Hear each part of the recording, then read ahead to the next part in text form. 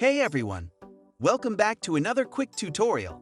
In today's guide, I'll walk you through the process of restoring deleted files from your recycling bin on your Windows computer.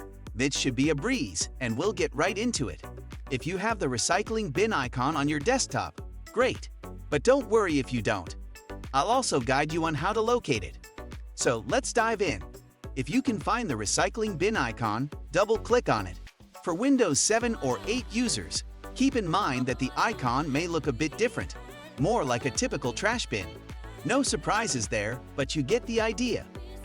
Now, once you've located your item, you can search by the date it was deleted, making it easier if you have numerous items in there. To restore the item, right-click on it and then left-click on Restore. And you can also see the original location listed. If you don't find size and other information here in bottom, click on List icon.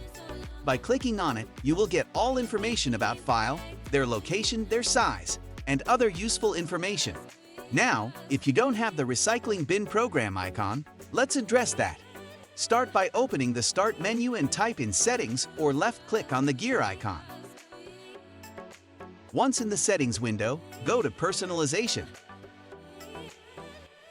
Then click on the Themes tab.